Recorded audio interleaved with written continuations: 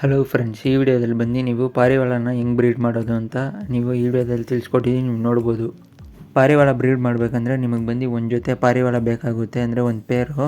ಅದಕ್ಕೆ ಬಂದು ನೀವು ಅಡಲ್ಟ್ ಸೈಜೇ ಚೂಸ್ ಮಾಡಬೇಕು. ಬ್ರೀಡಿಂಗ್ ಬಂದು ಆವಾಗಲೇ ರಿಸಲ್ಟ್ ಬಂದು ಕರೆಕ್ಟಾಗಿ ಬರೋದು.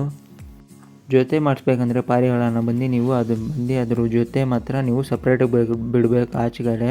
ಈ ಥರ ಬಿಡೋದ್ರಿಂದ ಬಂದು ಇವಾಗ ನೀವು ವಿಡಿಯೋದಲ್ಲಿ ನೋಡ್ಬೋದು ನೋಡಿ, ಈ ಥರ ಮೇಟಿಂಗ್ ಇದು ಮಾಡುತ್ತೆ, ಅಂದರೆ ಬ್ರೀಡಿಂಗ್ ಪ್ರಾಸೆಸ್ ನಡೆಯುತ್ತೆ. ಈ ಥರ ಮಾಡೋಕ್ಕೆ ಸ್ಟಾರ್ಟ್ ಮಾಡಿಬಿಡುತ್ತೆ ಅಂದರೆ ನಿಮ್ಮ ಪಾರಿವಾಳ ಜೊತೆ ಆಗ್ತೈತೆ ಅಂತ ಅರ್ಥ. ಈ ಥರ ಡೈಲಿ ಆಚೆ ಬಿಟ್ಟು ನೀವು ಹೆಸರು ಕಾಲು ಬಂದು ಆಗ್ತಾ ಬಂದರೆ ಅದು ಬಂದು ಬ್ರೀಡಿಂಗ್ಗೆ ರೆಡಿ ಆಗುತ್ತೆ ಪಾರಿವಾಳಗಳು.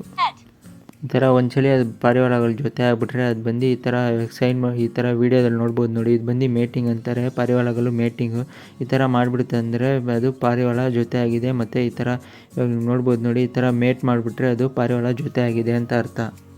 ಈ ಥರ ಬ್ರೀಡಿಂಗ್ ಪ್ರೊಸೆಸ್ ಆದಮೇಲೆ ನಿಮಗೆ ಬಂದು 1 ವಾರ ಇಲ್ಲ ಅಂದರೆ 2 ವಾರದಲ್ಲಿ ಬಂದು ಪಾರಿವಾಳ ಹೆಣ್ಣು ಪಾರಿವಾಳ ಬಂದು ಮೊಟ್ಟೆ ಇಕ್ಕಕ್ಕೆ ಸ್ಟಾರ್ಟ್ ಮಾಡುತ್ತೆ. ನೀವು ಮೊಟ್ಟೆ ಇಕ್ಕಕ್ಕೆ ಬಂದು ಏನು ಮಾಡಬೇಕಂದ್ರೆ, ಇವಾಗ ಏನು ಬಾಕ್ಸ್ ಅದಕ್ಕೆ ನೆಸ್ಟಿಂಗ್ ಏನು ಕೊಡ್ಬೋದು ಅಂದರೆ, ಇವಾಗ ಈ ಪಿಕ್ಚರಲ್ಲಿ ನೋಡ್ತೀನಿ ನೋಡಿ, ಈ ಥರ ಚಿಕ್ಕ ಬೌಲ್ ಬಂದು ನೀವು ಕೊಟ್ಟರೆ ಸಾಕು. ಈ ಥರ ಮಣ್ಣು ಇಕ್ಬಿಟ್ರೆ ಅದರೊಳಗೆ ಬಂದು ಮರಳು, ಅಂದರೆ ಮಣ್ಣಲ್ಲ ಮರಳು ಇಕ್ಕಬೇಕು. ಮರಳು ಇಲ್ಲ ಅಂದರೆ ಈ ಥರ ಚಿಕ್ಕ ಪೇಪರು ಇದು ಮಾಡಿ ಪೀಸ್ ಮಾಡೋದ್ರಿಂದನೂ ನಿಮಗೆ ಬಂದು ಈ ಪಾರಿವಾಳ ಮೊಟ್ಟೆ ಇಕ್ಕಕ್ಕೆ ಯೂಸ್ ಆಗುತ್ತೆ. ಮತ್ತು ಪೇಪರ್ ಹಾಕೋದ್ರಿಂದ ಬಂದು ಅದು ಬಂದು ಡೈಲಿ ಕ್ಲೀನ್ ಮಾಡಬೇಕು. ಇದು ಮಣ್ಣು ಮರಳು ಹಾಕ್ಬಿಟ್ರೆ ಬಂದು ನಿಮಗೆ ಯೂಸ್ ಆಗುತ್ತೆ, ಅಂದರೆ ಜಾಸ್ತಿ ದಿನ ಇರುತ್ತೆ, ಹೀಟ್ ಕೊಡುತ್ತೆ. ಪಾರಿವಾಳಗಳು ಬಂದು ಒಂದು ದಿವಸ ಒಂದು ಮೊಟ್ಟೆ ಇಕ್ಕುತ್ತೆ, ಇನ್ನೊಂದು 2 ದಿವಸ ಇಲ್ಲ 1 ದಿವಸ ಬಿಟ್ಟಿನೇ ಇನ್ನೊಂದು ಮೊಟ್ಟೆ ಇಕ್ಕೋದು. ಈ ಥರ ಪಾರಿವಾಳಗಳು ಬಂದು ಲಾಸ್ಟ್ ಫೈನಲ್ 2 ಮೊಟ್ಟೆ ಇಕ್ಕೋದು. ಒಂದು ಮೊಟ್ಟೆ ಇಕ್ಕಿದ ತಕ್ಷಣ ಅದು ಕಾವಲ್ಲಿ ಕುತ್ಕೊಂಡಿರುತ್ತೆ, ಅಂದರೆ ಕಾವು ಕೊಡ್ತಾ ಇರುತ್ತೆ. ಇದು ಪಾರಿವಾಳಗಳು ಬಂದು ಅದ್ರ ಮೊಟ್ಟೆಗೆ ಈ ಥರ ಹೆಣ್ಣು ಗಂಡು 2 ಕಾವು ಕೊಡುತ್ತೆ. ಅಂದರೆ ಬೆಳಗ್ಗೆ ಟೈಮಲ್ಲೆಲ್ಲ ಫುಲ್ ಹೆಣ್ಣು ಕಾವು ಕೊಡ್ತಾ ಇರುತ್ತೆ, ನೈಟ್ ಟೈಮಲ್ಲಿ ಬಂದು ಗಂಡು ಪಾರಿವಾಳ ಬಂದು ಅದ್ರ ಮೊಟ್ಟೆ ಮೇಲೆ ಕಾವು ಕೊಡ್ತಾ ಇರುತ್ತೆ. ಒಂದು 18ರಿಂದ 21 ದಿವಸದಲ್ಲದೆ ಬಂದು ಮರಿಗಳು ಬಂದು ಒಂದೊಂದು ಆಚೆ ಬರೋಕ್ಕೆ ಸ್ಟಾರ್ಟ್ ಆಗುತ್ತೆ. ಒಂದು ಮರಿ ಆದಮೇಲೆ ಇನ್ನೊಂದು ಮರಿ ಆಚೆ ಬರುತ್ತೆ ಮೊಟ್ಟೆಯಿಂದ.